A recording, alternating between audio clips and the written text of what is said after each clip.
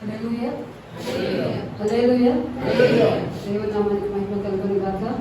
దేవుడు నాకు ఇచ్చిన యొక్క అవకాశాన్ని బట్టి దేవునికి వందనాలు తెలియజేసుకుంటూ ఉన్నాను. నేను సండే రోజు చర్చిలో మన కేరళపాలెం చర్చిలో మాట్లాడడం ఫస్ట్ టైం అనమాట. నేనంటే ఉమెన్ అంతకుముందు వేరే ప్రైజ్ జరిగినా కానీ అంటే ఈస్టర్ టైంలో, గుడ్ ఫ్రైడే టైంలో మాట్లాడాను, కానీ సండే టైం మాత్రం ఇదే ఫస్ట్ టైము. దేవుడు యాక్చువల్లీ నేను ముందే నేను ఈ మెసేజ్ చెంగల్పేటకి ప్రిపేర్ అయ్యాను, కానీ దేవుడు ఈ వాక్యాన్ని ఇక్కడ మాట్లాడాల్సి వస్తుంది కాబట్టి ఆయన చిత్తమై దేవుడు ఉన్నది కాబట్టి నన్ను ఇక్కడికి నడిపించి ఇక్కడ మాట్లాడటానికి దేవుడు నన్ను సిద్ధపరిచినాడు. అందుని బట్టి దేవుడికి వందనాలు తెలియజేసుకుంటూ ఉన్నాను. ప్రార్థన చేసుకొని మనము వాక్యంలోకి వెళ్దాము. కృప కలిగిన తండ్రి, దయగలిగిన నా యేసయ్య, నీకే వందనాలు స్తోత్రంలో చెల్లించుకుంటున్నాము నా తండ్రి. అయ్యా నా ప్రభా, నువ్వు ఇచ్చిన తండ్రి దేవుని సన్నిధిలో నిలవబడి ఈ వాక్యం చెప్పడానికి నువ్వు ఇచ్చిన ఆధిక్యతకి వందనాలు చెల్లించుకుంటున్నాను తండ్రి. ప్రభా యేసయ్య, నీవే తోడుగా ఉండమని వేడుకొని ఇచ్చున్నాము నా తండ్రి. ప్రభా, ఎందు నిమిత్తమైతే నా తండ్రి దేవాలయం నన్ను ఇక్కడ నిలవబెట్టి ఉన్నావు అయ్యా, నీ చిత్తమేమైనదో నాకు తెలియదు, కానీ నా ప్రభా అయ్యా నీవు నాకు ఇచ్చిన మాటలు తండ్రి దేవా బిడ్డలతో మాట్లాడుకోవచ్చు ఉండగా నా తండ్రి దేవా నీవే తోడుగా ఉండమని నా ప్రభా, నాతో తండ్రి దేవా వింటున్న బిడ్డలతో తండ్రి దేవా నీవే మాట్లాడమని వేడుకొని ఇచ్చున్నాము నా ప్రభా. నీ జీవపు మాటను తండ్రి దేవా మేమందరము గ్రహించుకొని నా ప్రభా యేసయ్య మా హృదయంలో నాటుకొని నా తండ్రి నీ వాక్యమును పట్టుకుని ధైర్యంగా ముందుకు వెళ్ళగల కృపను నా తండ్రి నువ్వు మాకు దయచేయమని నా ప్రభా. వాక్యము విని తండ్రి విడిచిపెట్టే వారంగా కాకుండా నా తండ్రి దాని అనుసారంగా నా తండ్రి జీవించే వారంగా మమ్మల్ని నిలవబెట్టమని వేడుకొచ్చు, తోడుగా ఉండమని యేసునామములో అడిగి వేడుకొచ్చున్నాము నా తండ్రి. హల్లెలూయా హల్లెలూయా. వాక్యంలోకి వెళ్దాం. యెషయా గ్రంథము 49వ అధ్యాయం 15వ వచనము. స్త్రీ తన గర్భమున పుట్టిన బిడ్డను కరుణింపకుండా తన చంటి పిల్లను మరచున వారైనా మరచుదురు గాని నేను నిన్ను మరువను. హల్లెలూయా. అక్కడ వాక్యంలో మనకి చివరిగా చెప్తున్న ఒక మాట అదేంటి అంటే నేను నిన్ను మరువను. దేవుడు చెప్తున్న మాట అక్కడ మనకి, స్త్రీ తన గర్భంలో పుట్టిన బిడ్డను మరుస్తుందేమో, కానీ అంటే కొన్నిసార్లు మామూలుగా మనం జనరల్ గా మాట్లాడుకుంటామేమో, కానీ తల్లి తన బిడ్డను ఎప్పుడూ మర్చిపోదు. తండ్రి కన్నా ఎక్కువగా తల్లి తన బిడ్డల మీద ప్రేమ చూపిస్తుంది, ఎక్కువగా చూపించింది అని. బిడ్డలకు ఏమైనా అయిందంటే తల్లి ఎంతగానో బాధపడిద్ది, విలువలాడిద్దేనంట. కానీ ఇక్కడ వాక్యం మనకి చెప్పబడింది ఏంటంటే తల్లి మరచినా కూడా నేను నిన్ను మరువను అనేసి వాక్యంలో మనకి చెప్పబడుతుంది. ఒక చిన్న సంఘటన నేను వాక్యంలోకి వెళ్తాను. అదేంటి అంటే నేను యాక్చువల్గా ఈ సంఘటన యథార్థంగా జరిగింది. నేను నా డైలీ బ్రెడ్ బుక్ లోంచి అంటే ప్రతి రోజు నేను ఒక్కొక్కటి చదువుతూ ఉంటాను అనమాట.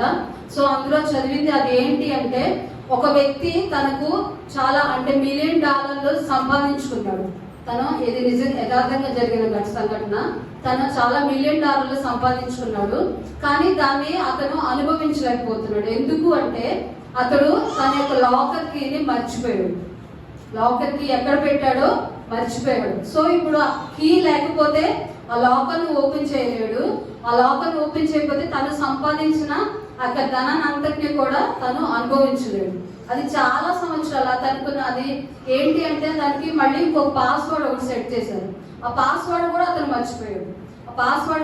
మర్చిపోయాడు. దానివల్ల ఏమైంది, ఒక 3 times మనకి చాలా మంది తెలుసు, 3 attempts చేశామంటే అది లాక్ అయిపోవడం, స్ట్రక్ అయిపోవడం జరుగుతుంది.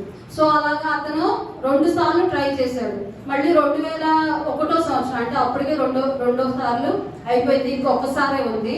ఆ ఒక్కసారి కనుక అతను కరెక్ట్ అయిన పాస్వర్డ్ కొట్టకపోతే అతడు అది పూర్తిగా అంటే లాక్ అయిపోతే తను ఇంకా మళ్ళీ తిరిగి దాన్ని ఓపెన్ చేయలేడు అన్నమాట. సో అలాగా అతడు ఏమైంది, తను చేసిన తప్పు ఏంటి, తన పాస్వర్డ్ మర్చిపోయాడు, తన కీని కూడా ఎక్కడ పెట్టాడో అతడు మర్చిపోయాడు. కానీ అతను ఏంటి ఎన్నో మిలియన్లు అతను సంపాదించుకున్నా కూడా అన్ని అనుభవించలేదు. ఎందుకు, అతను చేసిన అక్కడ తప్పు ఏంటి అంటే అతడు ఆ పాస్వర్డ్ మర్చిపోయాడు.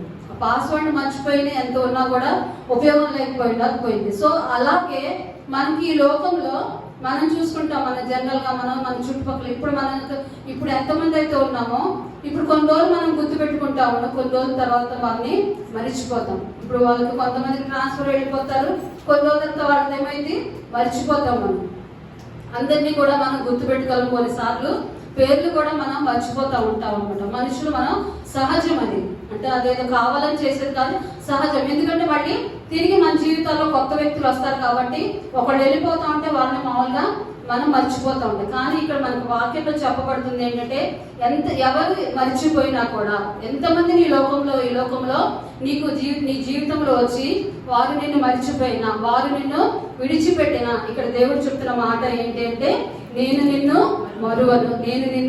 మరువను అనేసి మనకి కీర్తనలో కూడా మనకు చెప్పబడుతుంది. 121 కీర్తనలు అంటే ఇశ్రాయేలుని కాపాడువాడు కునుకడు నిద్రపోడు అనేసి. సో ఆయన ఎల్లప్పుడూ కూడా, ఆయన ప్రతి క్షణము కూడా, అంటే ఒక క్షణము కూడా ఆయన నిద్రపోకుండా నిన్ను నన్ను కాయుచున్నాడు అనేసి, నిన్ను నన్ను చూస్తున్నాడు అనేసి అని మనకు వాక్యంలో చెప్పబడింది. సో ఆయన ఒక క్షణము కూడా నిన్ను నన్ను మరవడం లేదు అనేసి మనకు వాక్యంలో చెప్పబడుతుంది అనమాట. మనం 139 కీర్తన చూసుకున్నట్లయితే 139 కీర్తన 13వ వచనం చూస్తే, నా అంతరింద్రియములను నీవే కలుగచేసితివి, నా తల్లి గర్భమునందు నన్ను నిర్మించిన వాడవు నీవే. అక్కడ మనకి చెప్పబడుతుంది ఏంటంటే నా అంతరింద్రియములను నీవే కలుగచేసితివి, నా తల్లి గర్భమందు నన్ను నిర్మించిన వాడు నీవే అనేసి. అంటే మనందరం కూడా చాలా సార్లు ఈ వాక్యాన్ని చదివి ఉంటాం, కానీ ఎంతమంది మనము ఈ వాక్యాన్ని మన హృదయంలోకి తీసుకొని నిజంగా నా అంతరింద్రియం నీవే కలుగ చేసావు, నా తల్లి గర్భమందు నిర్మించిన వాడు, అంటే మన తల్లి గర్భంలో ఉన్నప్పుడే ఆయన నిన్ను నన్ను ప్రతి ఒక్కరిని కూడా ఆయన సృష్టించాడు, నిర్మించాడు అనేసి మనకి చెప్పబడుతుంది. మరి ఇంకో 2 వచనాలు మనం గమనిద్దాం. ఇర్మియా గ్రంథము 1:4, ఇర్మియా 1:4. యెహోవా వాక్కు ఆయనకు ప్రత్యక్షమై ఇలాగ సెలవించెను, గర్భములో నేను నిన్ను రూపింపక మునుపే నిన్నెరిగితిని, నీవు గర్భము నుండి బయలుపడక మునుపే నేను నిన్ను ప్రతిష్ఠించితిని. చాలా నందులు చాలా. అక్కడ మనం 139 కీర్తనలో చూసుకున్నప్పుడు నా తల్లి గర్భమందు నన్ను నిర్మించిన వాడు నీవే అని ఉంది. ఇక్కడ మనం చూసుకున్నట్లయితే నేను గర్భములో నేను నిన్ను రూపింపక మునిపే నిన్ను ఎరిగితిని. అక్కడ కీర్తనలో 139 కీర్తన మనకు చెప్పబడుతుంది తల్లి గర్భమునందు నిన్ను నిర్మించిన వాడును, కానీ గర్భమును రూపింపక మునిపే ఆయన నిన్ను నన్ను ఎరిగి ఉన్నాడు. అదే విధంగా ఎఫెసీ పత్రిక 1:4 చూసుకున్నట్లయితే, ఎట్లనగా తన ప్రేమియందు తాను ఉచితముగా మనకు అనుగ్రహించిన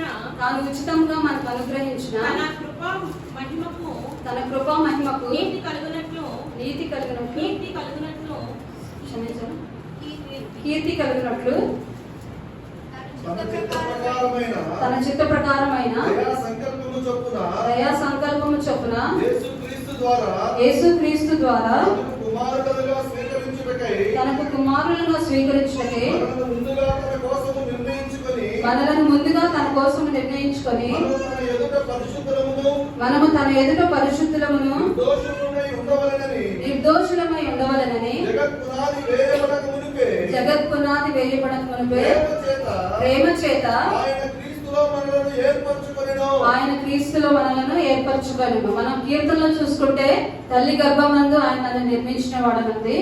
ఇక్కడ ఇర్మియా గ్రంథంలో చూసుకున్నప్పుడు తల్లి గర్భంలో రూపింపక పడక మునిపే నిన్ను ఎరిగి ఉన్నానుంది. ఇక్కడ జగత్తు పునాది వేయబడక మునిపే దేవుడు నిన్ను నన్ను ఎరిగి ఉన్నాడని చెప్పబడుతుంది అనమాట. సో దేవుడు నిన్ను ఎన్నో సంవత్సరాల నుంచి మనం ఏంటంటే మన కొంతమంది పుట్టుకతోనే క్రైస్తవులు కావచ్చు, కొంతమంది మన లైఫ్ లో మధ్యలో అంటే కొన్ని సంవత్సరాల ముందు నుంచి దేవుడిని ఎరిగి ఉండవచ్చు, క్రీస్తుని ఎరిగి ఉండవచ్చు. కానీ దేవుడు మనం పుట్టక ముందు ఆయన మనల్ని ఎరిగి ఉన్నాడు అనేసి, జగత్తు పునాది వేయబడక మునిపే ఆయన నిన్ను నన్ను ఎరిగి ఉన్నాడు అనేసి చెప్పబడు. సో ఆనాటి నుంచి ఇప్పటి వరకు కూడా తిరిగి మన మరణాంత వరకు కూడా దేవుడు నిన్ను నన్ను మర్చిపోయే దేవుడు కాదు అనేసి మనకు అక్కడ చెప్పబడుతుంది. అందుకే మనం గమనించినట్లుగా నిన్ను మరువను అనేసి మనకు అక్కడ వాక్యంలో చెప్పబడుతుంది. సో మనం ఎక్కడ ఉన్నా కూడా అదేవిధంగా 139 కీర్తనలోనే మనం చాలా వచనాలు గమనిస్తాము.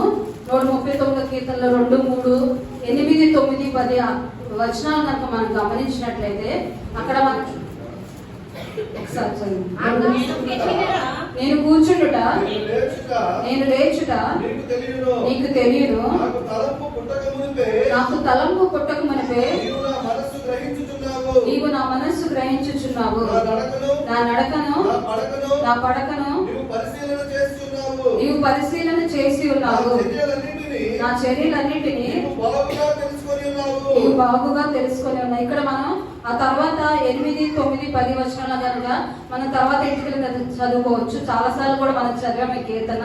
అక్కడ మనకి చెప్పబడుతుంది ఏంటంటే నీ నడకను నీ పడకను నీ చర్యలన్నిటినీ కూడా, అదే విధంగా నువ్వు కూర్చుండుట లేచుట నీ తలంపు పుట్టక మునిపై కూడా దేవుడు నిన్ను అన్ని కూడా సమస్తాన్ని ఆయన ఎరిగి ఉన్నాడు అనేసి మనకు అక్కడ చెప్పబడుతుంది. సో నీ జీవితంలో ఏది జరిగినా కూడా, మీకు పక్కన ఒక క్షణం తర్వాత ఏది చేసినా కూడా దేవుడు ఎరిగి ఉన్నాడు. ఒక మాట మాట్లాడినా కూడా, ఒక తలంపు నీ జీవితంలో వచ్చినా కూడా సమస్తము కూడా దేవుడు ఎరిగి ఉన్నాడు అనేసి మనకు చెప్పబడుతుంది. సో కనుక దేవుడు నిన్ను నన్ను మరువడు. ఆయన ఎప్పుడు కూడా నిన్ను నన్ను మరిచిపోయే దేవుడు కాదు అనేసి మనకి ఇక్కడ చెప్పబడు. సో మనం ఏ స్థితిలో ఉన్నా కూడా, నువ్వు కృంగిపోయే స్థితిలో ఉన్నావా, పడిపోయే స్థితిలో ఉన్నావా, నిరాశలో ఉన్నావా, ఎక్కడ ఉన్నా కూడా దేవుడు నిన్ను మరిచిపోయే దేవుడు కాదు అని, ఆయన నిన్ను ఆశీర్వదించే దేవుడు అనేసి మనం తెలియజేసే విధంగా మనం ఇద్దరు వ్యక్తులను గురించి మన బైబిల్ గ్రంథంలో మనం గమనిద్దామండి.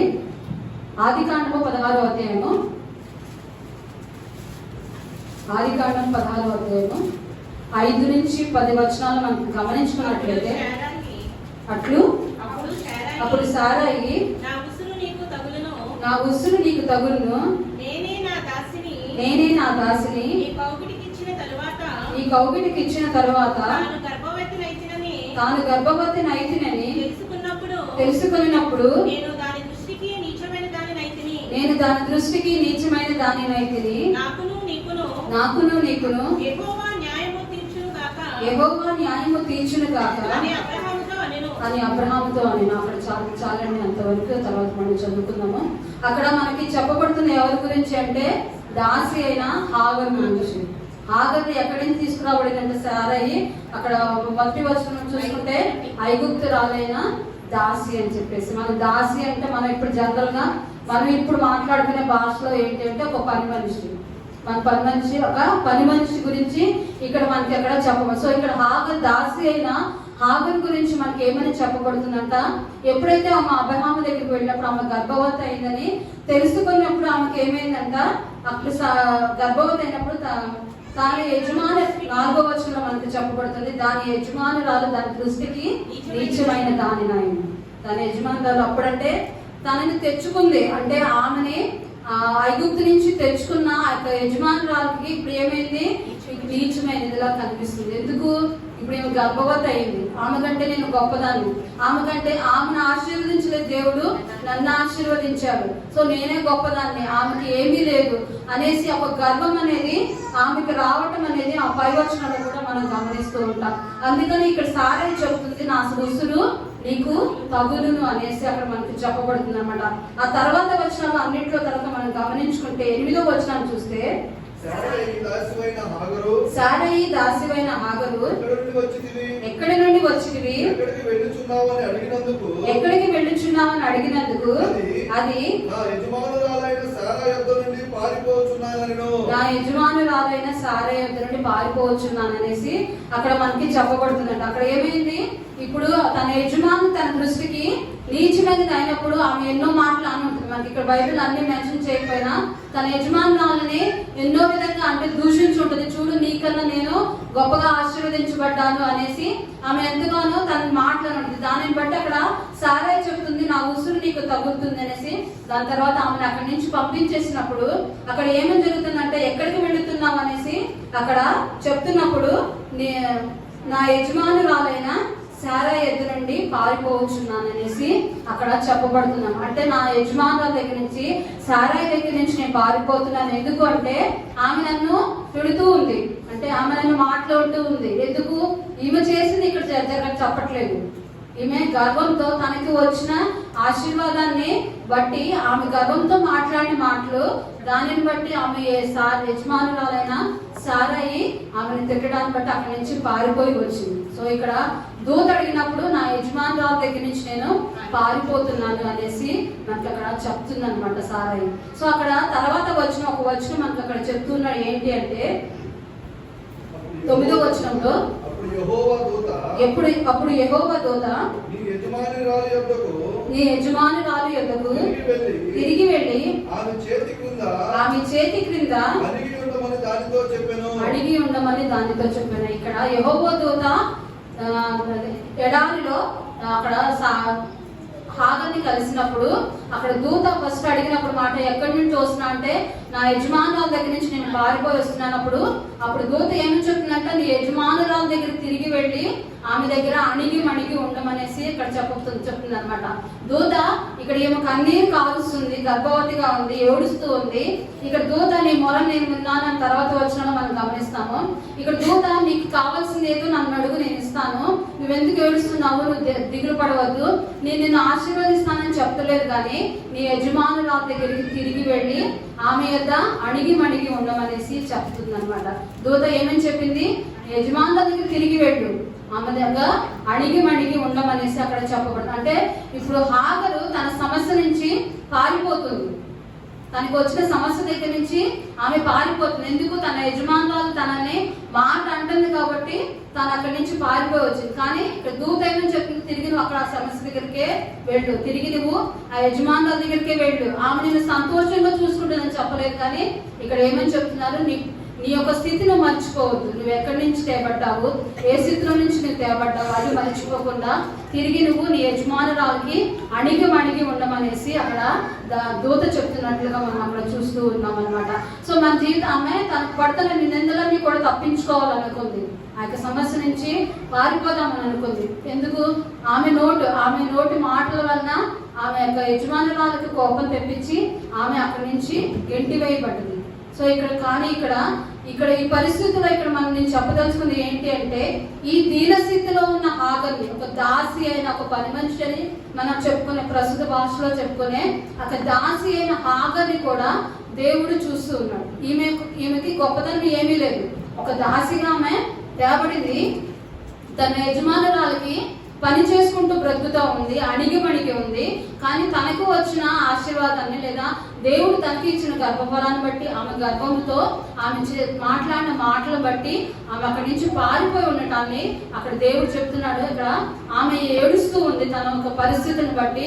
అంటే తన యజమానుడు తను వదిలేశాడని, లేదా తన దేవుడు తనను వదిలేశాడనో, లేదా తన యజమానురాలు తనను వదిలేసిందనో, వారు నన్ను గెంటి వేశారని తను బాధపడుతూ ఉన్నాను. కానీ ఆ స్థితిలో ఉన్న, ఆ దీన స్థితిలో ఉన్న హాగర్ను కూడా, దాసి అయిన హాగర్ను కూడా దేవుడు చూసి ఆమెను ఆశీర్వదిస్తూ ఉన్నాడు అన్నట్లుగా మనం ఆ తర్వాత వచనాలు చూస్తాం. కానీ ముందుగా ఏం చెప్పినాడు, నువ్వు నీ యజమానురాల దగ్గరికి వెళ్ళి ఆమెకి అడుగుమడిగి ఉండమని చెప్పేసి అక్కడ చెప్తారు. దాని తర్వాతే అక్కడ నిన్ను ఆశీర్వదిస్తాను, నీ సంతానాన్ని ఆశీర్వదిస్తాననేసి మనకు అక్కడ చెప్పబడింది. ఒక చిన్న సంఘటన ఇది చెప్పాలనుకుంటున్నాను. అదేంటంటే హైదరాబాద్ లో జరిగిన సంఘటన అన్నమాట. అంటే ఒక 2 ఫ్యామిలీస్, ఒక అన్నా చెల్లెలు ఒక ఉంటారు, పక్క పక్కనే ఉంటారు వాళ్ళ ఫ్యామిలీస్, అన్న చెల్లెలు వాళ్ళ ఫ్యామిలీస్, పెళ్లిళ్ళని పిల్లలు పుట్టారు.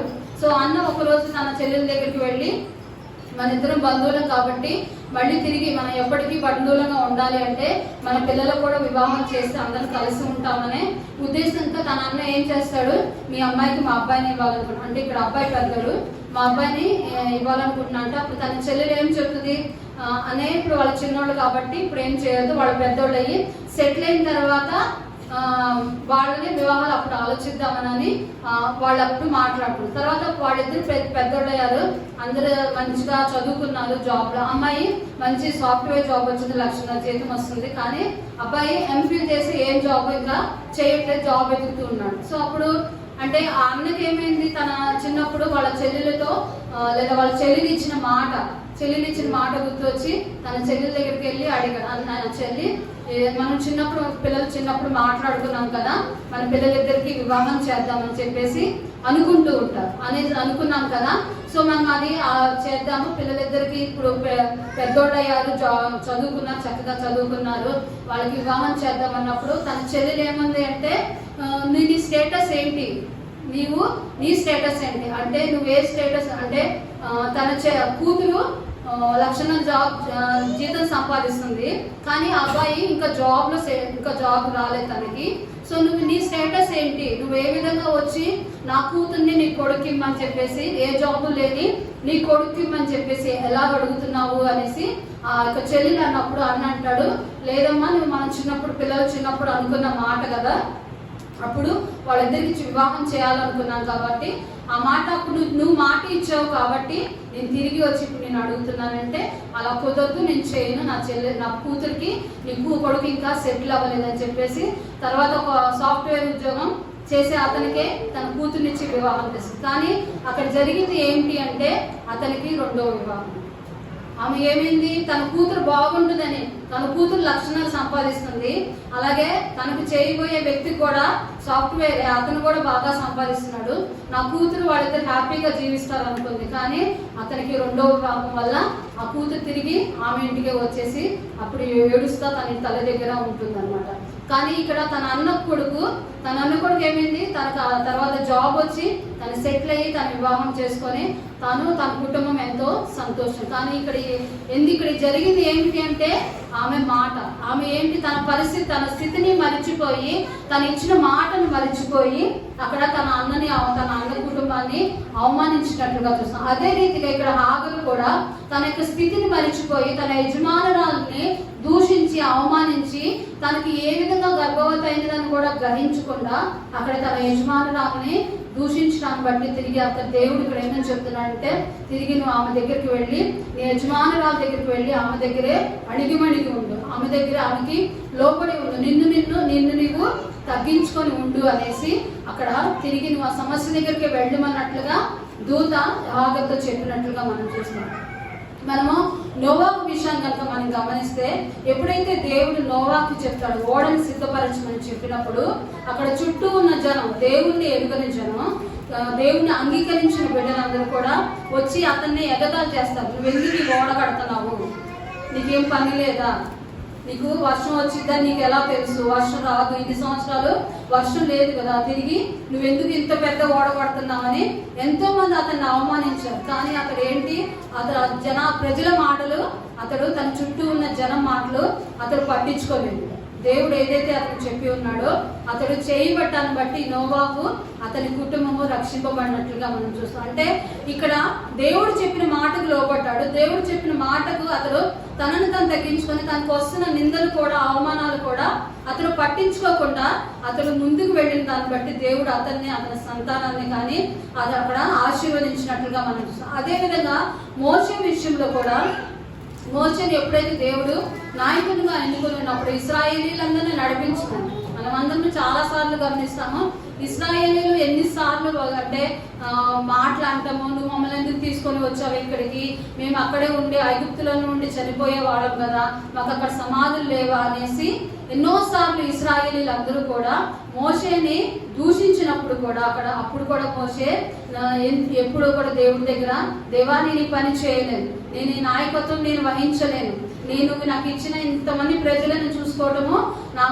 నాకు సాధ్యము కాదు అనేసి అతడు విడిచిపెట్టలేదు. కానీ దేవుడి సహాయంతో, దేవుడిచ్చిన జ్ఞానంతో, దేవుడు నడిపించిన విధానంతో మోషే ముందుకు వెళ్ళగలిగాడు, అంతమంది ఇశ్రాయేలీని నడిపించగలిగాడు. ఎందుకు అంటే అతడు దేవుడి మాట విలువడు. అదే రీతిగా ఇక్కడ దేవుడు హాగరు చెప్తున్న మాట ఏంటి, తిరిగి వెళ్ళి నువ్వు యజమానురాల దగ్గర నువ్వు అణిగి ఉండు. అప్పుడు తర్వాత వచనంలో మనకు చెప్పబడుతుంది 10వ వచనంలో, మరియు యెహోవా దూత నీ సంతానమును నిశ్చయముగా విస్తరింపచేసెదను, అది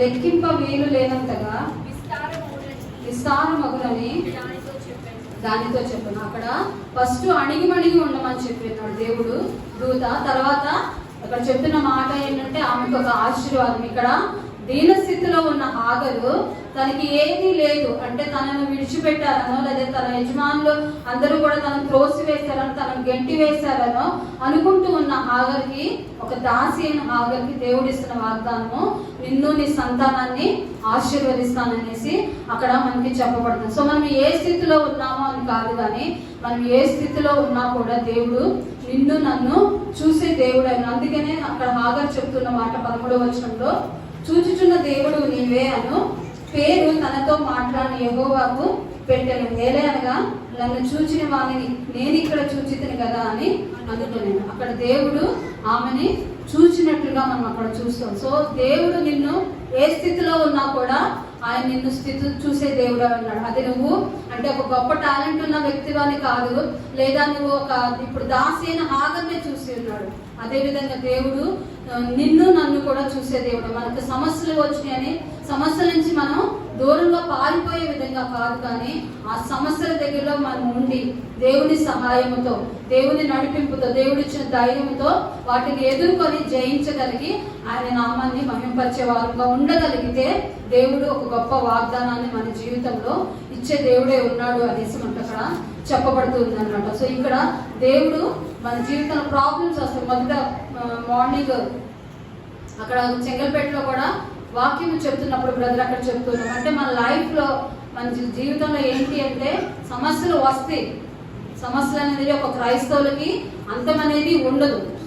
ఒకటి పోయింది అంటే ఇంకోటి వస్తుంది, ఒకటి పోయిందంటే అది అంతము వరకు కూడా క్రైస్తవులు సమస్యలు ఎదుర్కొనవలసింది. ఎందుకంటే దేవుడు నిన్ను నన్ను బలపరచడానికి, నిన్ను నన్ను ఆయనతో ఒక సహవాసం చేసేందుకు, ఆయనలో నిలవబెట్టడానికి ఆ సమస్యలన్నీ మన జీవితంలో వస్తున్నాయి. సో ఇప్పుడు మనం ఏ స్థితిలో ఒంటరిదానని కాదు, కానీ నాకేది తెలియదని కానీ నీ దీనురాలని కానీ మనము ఎన్నోసార్లు అనుకుంటున్నాం, నాకేది చేత కాదు అని, మనం ఏది చేయలేనని మనం అనుకుంటూ ఉంటాము. కానీ ఇక్కడ ఒక దాసి అయిన హాగర్కి దేవుడు ఒక వాగ్దానాన్ని ఇచ్చి ఉన్నాడు.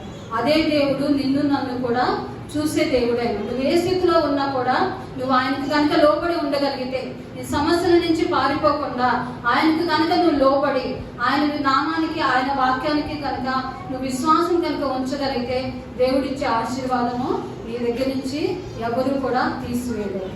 ఆయన ఇచ్చే ఆశీర్వాదము శాశ్వత కాలం కూడా నిలిచి ఉంటుంది అనేసి మనకు ఇక్కడ చెప్పబడుతుంది అనమాట. సో హాగరు వల్ల మనము కూడా మన సమస్యల నుంచి పారిపోకుండా మనం ఆ సమస్యల్లో మళ్ళీ మనం తగ్గించుకొని దేవుడికి అప్పగించగలిగితే దేవుడు గొప్ప ఆశీర్వాదాలు మనం చూడగలుగుతాం. అదేవిధంగా ఇంకొక వ్యక్తిని కనుక మనం గమనించగలిగితే యోహాను సువార్త 4వ అధ్యాయం, యోహాను సువార్త 4వ అధ్యాయం 7వ వచనం. సమరయ స్త్రీ అప్పుడు నీళ్లు చేదుకొనుటకు అక్కడికి రాగా యేసు నాకు దాహం ఇమ్మని ఆమెను అడిగాను. ఇక్కడ సమరయ స్త్రీ గురించి మనకు అక్కడ చెప్పబడుతుంది. సమరయ స్త్రీ అంటే మనం అప్పుడు చూసుకుంటాం, అక్కడ మధ్యాహ్నం వేళ ఇంచుమించు 6వ వచనంలో మనకు అక్కడ చెప్పబడుతుంది. ఇంచుమించు 12 గంటల సమయంలో ఆమె ఆ బావి దగ్గరికి, యాకోబు బావి దగ్గరికి నీళ్ల కోసము వచ్చినట్లుగా మనం అక్కడ చూస్తూ ఉంటాం అనమాట. అంటే ఆమె యొక్క జీవితాన్ని బట్టి ఆమె అందరితో కలవలేకపోతూ ఉంది కాబట్టి, అంటే అందరూ ఆమెతో మాట్లాడట్లేదు కాబట్టి ఆమె ఏం చేసింది, ఒంటరిగా అంటే ఎవరు లేని సమయంలో, ఎవరు నన్ను చూడకూడదని, ఎవరు నన్ను తిరిగి మళ్ళీ ఎగతాళి చేయకూడదు అనేసి ఆమె ఒంటరిగా ఆ 12 గంటల సమయంలో అక్కడ బావి దగ్గరికి వచ్చి నీళ్లు తీసుకుంటున్నట్లుగా మనం అక్కడ చూస్తూ ఉంటాం అనమాట. అక్కడ 7వ వచనం మనం చదువుకున్నట్లుగా యేసు నాకు దాహమునకు ఇమ్మని ఆమెను అడిగాడు. ఇక్కడ యేసు ఎప్పుడైతే యేసుక్రీస్తు దాహమునకు నీళ్లు ఇవ్వమని సమరయ స్త్రీని అడిగినప్పుడు అక్కడ మనకి ఏమని చెప్పబడుతుందంట, అక్కడ యూదుడవైన నీవు సమరయ స్త్రీనైన నన్ను దాహమునకు ఇమ్మని ఎలాగో అడుగుచున్నావని ఆయనతో చెప్పాను. అక్కడ యూదుడవైన నీవు దాహమునకు ఇమ్మని నన్ను ఎలాగో నీళ్లు అడుగుతున్నావు అనేసి అక్కడ సమరయ స్త్రీ చెప్తున్నట్లుగా యేసుక్రీస్తుతో మనం చూస్తాం. సో అంటే అక్కడ యూదులు ఎవరు, సమరయులతో మాట్లాడకూడదు అని ఒక రూల్ అనేది వాళ్ళకి అక్కడ ఉందన్నమాట. సో అందుకని అక్కడ ఆమె చెప్తూ ఉంది, నువ్వు ఎందుకు నాతో మాట్లాడుతున్నావు, నువ్వు ఎందుకు నన్ను నీళ్ళు ఇవ్వమని అడుగుతున్నావు అనేసి అక్కడ ఆమె యేసుక్రీస్తు అన్న మాట చెప్తున్నారు. కానీ ఇక్కడ యేసుక్రీస్తుకి అక్కడ ఉన్నా కూడా ఆయన నీళ్లు అడుగుతున్నారు, కానీ ఆమె జీవితం గురించి ఆ సమస్తము కూడా ఆయన ఆమె గురించి ఎరిగి ఉన్నట్లుగా మనం అక్కడ చూస్తూ ఉంటాం. అందుకనే 25వ వచనంలో మనం చూస్తే, క్షమించాలి 10వ వచనం, అందుకు యేసు నీవు దేవుని వరమును నాకు దాహమునకిమ్మని నిన్ను అడుగుచున్న వాడెవడో అదియు ఎరిగి ఉంటే నీవు ఆయనను అడుగు. అక్కడ యేసుక్రీస్తు చెప్తున్న మాట, నీవు దేవుని వరమును నాకు దాహమునకిమ్మని నిన్ను అడుగుచున్న వాడెవడో అదియు ఎరిగి ఉంటే నీవు ఆయనను అడుగుదు. అక్కడ మనం తర్వాత వచనంలో కనుక మనం చూస్తే కనుక ఆ లాస్ట్ 25వ వచనంలో అక్కడ మనకి చెప్పబడుతున్నది ఏంటంటే, క్రీస్తు అనబడిన మెస్సియా వచ్చునని నేను ఎరుగుదును. ఆయన వచ్చినప్పుడు మాకు సమస్తమును తెలియచేయనని చెప్పగా అక్కడ మనకి చెప్పబడుతుంది. అక్కడ లాస్ట్ లో అంటే యేసుక్రీస్తుతో ఆ సంభాషణ అంతా జరిగిన తర్వాత నీకు జీవాహారాన్ని ఇస్తానని చెప్పినప్పుడు అక్కడ అది నమ్మకుండా నువ్వు ఏమని అడుగుతున్నావు, ఏమి ఇస్తానంటున్నావు అన్ని కూడా ఆమెతో ఎవరు మాట్లాడుతున్నారో ఆమె ఎదుగుకుండా ఉన్నది. కాబట్టి అక్కడ మనకి ఇక్కడ చూస్తాము 25వ వచనంలో, క్రీస్తు అనబడిన మెస్సయ్య వచ్చిన నేను ఎరుగుదును, ఆయన వచ్చినప్పుడు మాకు సమస్తమును తెలియచేయదని చెప్పగా అనేసి మనకు అక్కడ చెప్పబడుతుంది అనమాట. అంటే ఆమె యేసుక్రీస్తు కోసం ఎదురు చూస్తుంది.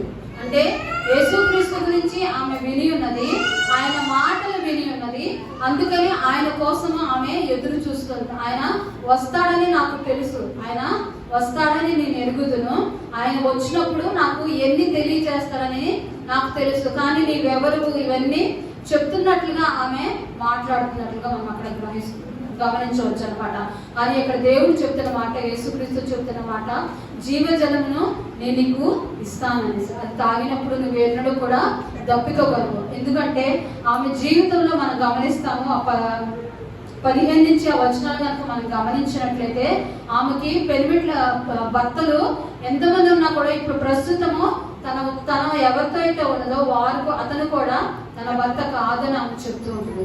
అంటే ఈమె సమస్తము కూడా తన జీవితం గురించి మొత్తము కూడా ఆయన దగ్గర చెప్తూ ఉంది. అంటే యథార్థంగా తన ఎటువంటి జీవితాన్ని గడిపి ఉందో, ఎటువంటి జీవితం తనది ఇప్పుడు గడుపుతూ ఉందో సమస్తము కూడా అక్కడ ఆయన దగ్గర చెప్తుంది. అక్కడ అందుకనే నువ్వు ఒప్పుకొని ఉన్నావు, నీకు భర్త లేడనేసి అక్కడ యేసుక్రీస్తు చెప్తున్నట్లుగా మనం అక్కడ చూస్తూ ఉంటాం అనమాట. అక్కడ మనం చూసుకుంటే ఈమె జీవితంలో అది ఏంటి అంటే, ఆమె క్రీస్తు కొరకు ఎదురు చూస్తూ ఉంది. అంటే క్రీస్తు వస్తాడని, క్రీస్తు యొక్క మాటలు నేను వింటానని, ఆయన కొరకు ఒక ఆసక్తికరమైన అంటే ఒక హృదయాన్ని ఆమె కలిగి ఉంది. తన హృదయంలో ఆయన వస్తాడని, ఆయన నా జీవితంలో సంతోషాన్ని ఇస్తాడనేసి ఆమె ఎదురు చూస్తూ ఉండటాన్ని బట్టి అక్కడ దేవుడు ఆమె యొక్క ఆసక్తిని గ్రహించి, ఆమె యొక్క హృదయాన్ని గ్రహించి ఆమెతో చెప్తున్న మాట, నేను నిత్య జీవజలాన్ని నీకు అందిస్తాను, ఎవరు ఇవ్వలేని ఆ జీవజలాన్ని నేను నీకు ఇస్తానని దేవుడు ఇక్కడ వాగ్దానం చేస్తూ ఉన్నారనమాట.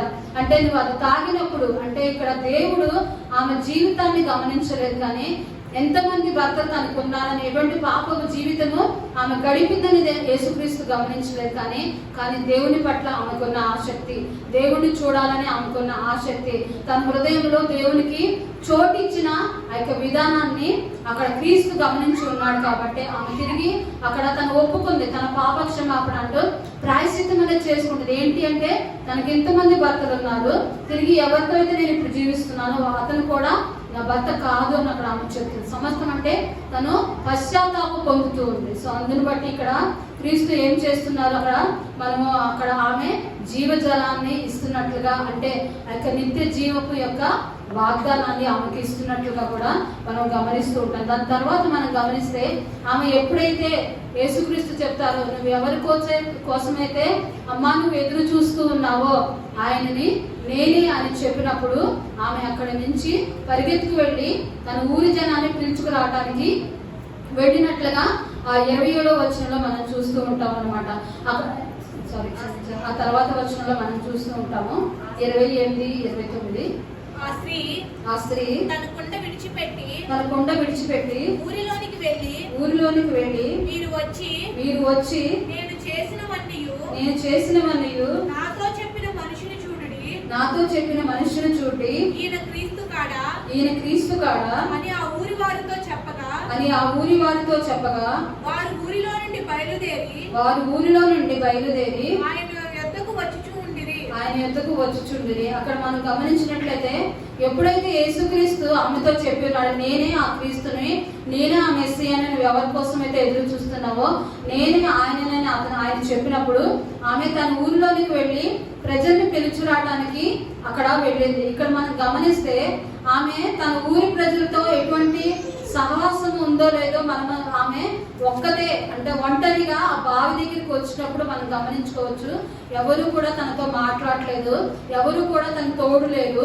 తను ఒంటరిగా తన యొక్క జీవితాన్ని బట్టి ఎవరు తనకి ఒక మాట్లాడటం అనేది లేదు. కాబట్టి అక్కడ తను ఒంటరిగా బావి దగ్గరికి రావటం అనేది మనం గమనిస్తాం. కానీ ఎప్పుడైతే ఆ ఊరి జనానికి మనం వెళ్ళింది, ఊరికి వెళ్ళి ప్రజలను పిలుస్తూ ఉన్నప్పుడు వారందరూ బయలుదేరి వచ్చి ఉన్నారని చెప్తుంది. కానీ మనం ఇక్కడ ఆలోచించవచ్చు, ఎప్పుడైతే ఆమె రండి నేను క్రీస్తును చూసి ఉన్నాను అని పిలిచినప్పుడు వారందరూ ఒప్పుకొని ఉండరు. ఎందుకంటే ఆమె జీవితాన్ని బట్టి, ఆమె చేసిన పాపాలను బట్టి వాళ్ళు ఒప్పుకొని ఉండడు. వెంటనే ఆమె చెప్పిన మాటను అంగీకరించగా, నువ్వేంటి ఇలా చెప్తున్నావు, నువ్వు చెప్పిన మాటలు నిజమా, నువ్వు ఇలాంటి పాపాత్మురాలు అనేసి వాళ్ళు ఎన్నో మాటలు అని ఉండవచ్చు. కానీ ఆమె ఎంతో మందిని బతులాడి ఉండి ఆ యొక్క ఊర్లోని ఆ యొక్క జనాలందరినీ కూడా తిరిగి యేసుక్రీస్తు దగ్గరికి తీసుకువచ్చినట్లుగా మనం అక్కడ చూస్తూ ఉంటాం అనమాట. సో ఇక్కడ ఆమె జీవితాన్ని బట్టి దేవుడు ఆమెకున్న ఆసక్తిని బట్టి, క్రీస్తుని చూడాలనే ఒక ఆసక్తిని బట్టి తన హృదయంలో తన జీవితం ఎలానైనా కానీ దేవునికి ఆమె స్థానం ఇచ్చింది. దేవునికి ఆమె తన హృదయాన్ని ఇవ్వటాన్ని బట్టి అది ఎరిగిన దేవుడు ఆమెను క్షమించి ఆమెకు ఒక నిత్య జీవనం లేదా ఒక జీవజలాన్ని యొక్క ఆశీర్వాదాన్ని ఆమెకి ఇచ్చినట్లుగా మనం చూస్తూ ఉంటాం అనమాట.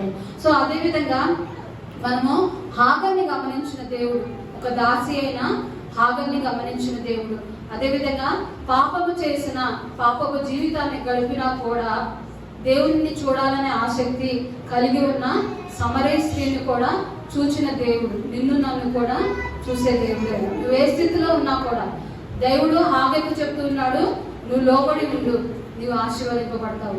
సమరయ స్త్రీకి ఆమె పశ్చాత్తాపడటం బట్టి తన పాప జీవితంలో దేవుడు ఆమెకి ఒక వరాన్ని, ఒక జీవజలం యొక్క వరాన్ని ఆమెకి ఇచ్చినట్లుగా మనం చూస్తూ ఉంటాం అనమాట. ఇక్కడ మార్కు సువార్త 6వ అధ్యాయం చూసుకున్నట్లయితే, మార్కు సువార్త 6వ అధ్యాయం 48వ వచనం. అప్పుడు వారికి గాలి ఎదురైనందున దోణి నడిపించుటలో వారు మిక్కిలి కష్టపడుచుండగా ఆయన చూచి రాత్రి ఇంచుమించు 4వ జామున సముద్రం మీద నడుచుచు వారి యొద్దకు వచ్చి వారిని దాటిపోవాలని ఉండెను. అక్కడ 48వ వచనంలోనే అక్కడ చూసుకుంటే మిక్కిలి కష్టపడుచుండగా ఆయన చూచి, దోణి నడిపించుటలో వారు మిక్కిలి కష్టపడుచుండగా అక్కడ ఆయన చూసి ఉన్నారు అనేసి మనకి అక్కడ వాక్యంలో చెప్పబడుతూ ఉందన్నమాట. అంటే వాళ్ళు ముందుగానే వెళ్ళిపోమన్నారు చెప్పారు యేసుక్రీస్తు. అప్పుడు సముద్రం మధ్యలో ఒంటరిగా వాళ్ళు ఉన్నారు. అప్పుడు వారికి గాలి ఎదురైనందున దోణి నడిపించుట్లో వారు మిక్కిలి కష్టపడుచుండగా ఆయన చూచి అనేసి మనకు అక్కడ చెప్పబడుతుంది అనమాట. సో నువ్వు కష్టపడటం అనేది, నువ్వు బాధపడటం అనేది, నీ యొక్క వేదన అనేది, నీ కన్నీరు అనేది దేవుడు చూస్తూ ఉన్నాడు. నీ పక్కన ఉన్న జనాలు చూడకపోవచ్చు, నీతో ఉన్న నీ స్నేహితులు చూడకపోవచ్చు, నీ బంధువులు చూడకపోవచ్చు, కానీ ఎవరు చూస్తూ ఉన్నారు? నీ కష్టము, నీ బాధ, నీ వేదన, నీ కన్నీరు అనేది దేవుడు చూస్తూ ఉన్నాడు. ఆయన నిన్ను ఎల్లప్పుడూ చూస్తున్నాడు. ఆయన చూచి వారికి అక్కడ రాత్రి ఇంచుమించు 4వ జామున సముద్రం మీద నడుచుచు వారి ఎత్తుకు వచ్చి వారిని దాటిపోవాలని ఉండను. అక్కడ తిరిగి అంటే వారు కష్టపడటాన్ని ఆయన చూస్తున్నారు కాబట్టి అక్కడ యేసుక్రీస్తు వారి దగ్గరికి వచ్చి వారిని అక్కడి నుంచి కాపాడినట్లుగా మనం చూస్తూ ఉంటాము. సో అదే విధంగా మన జీవితంలో కూడా దేవుడు నిన్ను నన్ను ఆయన చూసే దేవుడై ఉన్నాడు. మనం మొదటిగా చదువుకున్నట్లుగా ఆయన నిన్ను మరువడు అనేసి మనకు అక్కడ చెప్పబడింది. ఎందుకు అంటే ఆ తర్వాత 49వ అధ్యాయంలో ఆ తర్వాత వచనం మనం గమనిస్తాం, ఆయన నిన్ను తన అరచేతుల మీద చెక్కి ఉన్నాడు అనేసి మనకు చెప్పబడుతుంది. ఆయన తన అరచేతిలో నిన్ను నన్ను చెక్కి ఉన్నాడు. అంటే నిన్ను నన్ను అంటే ఆయన అరచేతిలో కేవలం నీవు నేనే కాదు, ఎన్నో కోట్ల మంది ఆయన అరచేతిలో ఉన్నారు. ఆ అరచేతిలో ఎన్నో కోట్ల మంది ఉన్నారు. ఆయన సృష్టించిన ప్రతి ఒక్క సృష్టి కూడా ఆయన చేతిలో ఉన్నారు. ఆయనను కూడా దేవుడు ప్రతి ఒక్కరి గురించి కూడా ఎరిగి ఉన్నాడు. ప్రతి ఒక్కరి హృదయాన్ని ఆయన ఎరిగి ఉన్నాడు. ప్రతి ఒక్కరి బాధను కూడా ఆయన ఎరిగి ఉన్నాడు. ఆయన చూస్తూ ఉన్నాడు.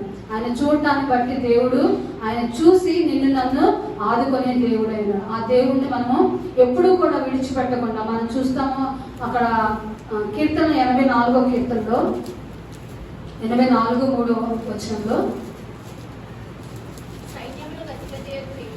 సైన్యములకు అధిపతి యెహోవా నా రాజా నా దేవా నీ బలిపీఠమునొద్దనే పిచ్చుకలకు నివాసము దొరికెను, పిల్లలు పెట్టుటకు వానకోవులకు కూటి స్థలము దొరికిన. అక్కడ పిచ్చుకలకు వానకోవులకు స్థలము దొరికిన. ఎవరి వద్ద?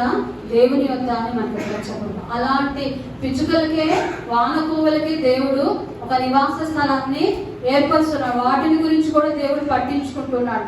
వాటిని గురించి కూడా ప్రతి ఒక్క దాని గురించి కూడా ఆయన ప్రతి ఒక్కటిని కూడా ఆయన చూస్తూ ఉన్నాడు. కానీ అదే విధంగా దేవుడు ఆయన అరచేతుల మీద చెప్పుకొని నిన్ను నన్ను ఆయన చేతితో సృష్టించిన నిన్ను నన్ను ఆయన చూస్తూనే ఉంటాడు. ఎప్పుడు కూడా ఆయన చూస్తూనే ఉంటాడు. నువ్వు ఏ స్థితిలో ఉన్నావో, నువ్వు త్రోసివేయబడ్డావా లేదా వెలివేయబడ్డావా, నువ్వు ఒంటరి దానివని అనుకుంటున్నావా, నువ్వు ఏది చేయలేనని అనుకుంటూ ఉన్నావా, నీకు ఎవరు సహాయం చేసేవారు ఎవరు లేరని అనుకుంటూ ఉన్నావా, నీ పరిస్థితి మారట్లేదని నువ్వు అనుకుంటూ ఉన్నావా, నా జీవితం ఇంతటితో అయిపోయిందా అని నువ్వు అనుకుంటూ ఉన్నావా, కానీ దేవుడు చెప్తున్న మాట, ఆయన నిన్ను చూస్తూ ఉన్నాడు. ఆయన నిన్ను మరువడు, ఆయన నిన్ను ఎడబాయడు. ఎందుకంటే ఆయన తన అరచేతుల మీద నిన్ను నన్ను చెక్కుకొని ఉన్నాడు. నీ దినములన్నీ ఆయన ముందుగానే జీవ గ్రంథంలో చెక్కి ఉన్నాడు, రాసి ఉన్నాడు అనేసి మనకి 139వ కీర్తనలో చెప్పబడు. సో సమస్తము కూడా ఆయన ఎరిగి ఉన్నాడు. మన లైఫ్ లో సమస్యలు వస్తున్నాయా, దాని నుంచి పారిపోకుండా ఆ యొక్క వాటిలో లోబడి వాటిలో తగ్గించుకొని దేవునికి లోబడి దేవునిలో కనుక నువ్వు ముందుకు పడగలిగితే ఆయన నిన్ను ఆశీర్వదించి నీ జీవితాన్ని సమరయ స్త్రీ వలె నీ జీవితాల్లో కూడా ఒక వరాన్ని, ఒక నిత్య జీవపు యొక్క ఆశీర్వాదాన్ని ఆయన నీకు నాకు ఇచ్చే దేవుడై ఉన్నాడు. మనకు భయాలే, మన యొక్క సందేహాలే, మన యొక్క చింతలే ఏది కలిగినా కూడా వాటన్నిటిని విడిచిపెట్టేసి దేవునికి నీ జీవితాన్ని అప్పగించి ఆయనలో కనుక నీ జీవితంలో తగ్గించుకొని ఉండగలిగితే మనకు వాక్యంలో చెప్పండి, ఎవరైతే తను తాను తగ్గించుకుని వాడు హెచ్చింపబడు, తగ్గించుకుని వాడు హెచ్చింపబడు. ఎప్పుడైతే మనము సమస్తము కూడా తగ్గించుకొని ఆయన ఎదుట నిలవబడగలిగితే ఆయన నిన్ను నన్ను హెచ్చించే దేవుడై ఉన్నాడు. ఎందుకంటే ఆయన నిన్ను నన్ను ప్రేమించే దేవుడు. ఆ ప్రేమ ఎప్పటికీ మారదు, ఆ ప్రేమ ఎప్పటికీ మారదు, ఎప్పటికీ తరిగిపోదు కూడా. సో ఆ యొక్క దేవుడు ఇచ్చిన మాటలు దిగించుకుంటాడు.